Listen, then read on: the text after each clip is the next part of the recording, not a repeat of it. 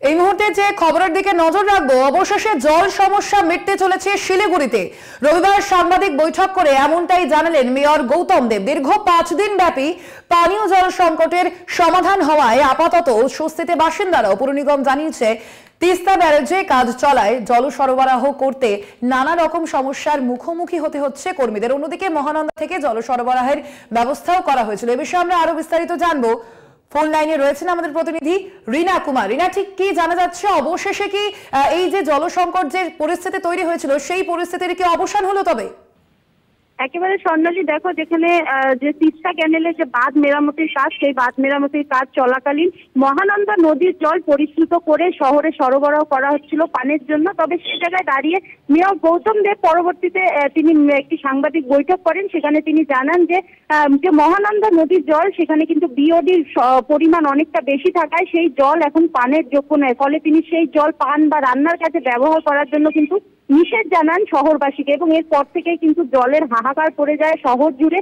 পুর নিগমের পক্ষ থেকে লাগাতার জলের পাউচ, জলের ট্যাঙ্কারের ব্যবস্থা করা হলেও দীর্ঘ লম্বা লাইনের পানীয় জল কিনে খেতে দেখা যায় শহরবাসীকে। তবে অবশেষে রবিবার সাংবাদিক বৈঠক করে মেয়র গৌতম দেব জানান যে মহানন্দা নদীর যে জল সরবরাহ করা হচ্ছিল তা পুনরায় করা হবে, এবং আজ বিকেল থেকেই কিন্তু যে তিস্তার যে জল রয়েছে সেই জল পরিশ্রুত করে পানের জন্য সরবরাহ করা হচ্ছে। অর্থাৎ এই জল কিন্তু ফের একবার যে পানের যোগ্য এবং রান্নার কাজে সাধারণ মানুষ ব্যবহার করতে পারবে। ফলে শহরবাসী কিন্তু অনেকটাই স্বস্তিতে ফিরেছে, কারণ দীর্ঘ যে এই 5 দিন, সেই 5 দিন কিন্তু দেখা গেছিল যে শহর জুড়ে পানীয় জলের জন্য কিন্তু অনেকটাই সমস্যায় ভুগতে হচ্ছিল সাধারণ মানুষকে। তবে অবশেষে ফের একবার যে পানীয় জল সরবরাহ করায় খুশি শহরবাসীও। স্বর্ণালী, একদমই না, অর্থাৎ বোঝাই যাচ্ছে যে শিলিগুড়িতে এবার যে জলকষ্ট চলছিল সেই জলকষ্টের অনেকটাই সমাধান হতে চলেছে।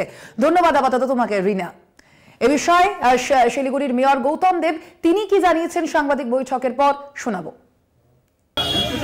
আমরা মহানন্দার যে জল ওখানে যে ছিল কানেলে, সেটা আমরা বন্ধ করে ড্রাই করে দিই, এবং এই জলটা চার্জ হয়, এবং এই জলে একটু হাই ক্লোরিন দিয়ে এরা পাঠিয়েছে, সেই জল এখন যাচ্ছে।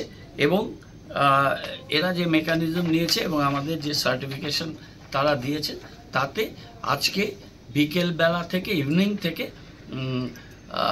তিস্তার এই জল মানুষ সব কিছু কাজের জন্য, তাদের পানের জন্য, রান্নার কাজের জন্য এবং অন্যান্য কাজের জন্য এই জল তারা ব্যবহার করতে পারবে।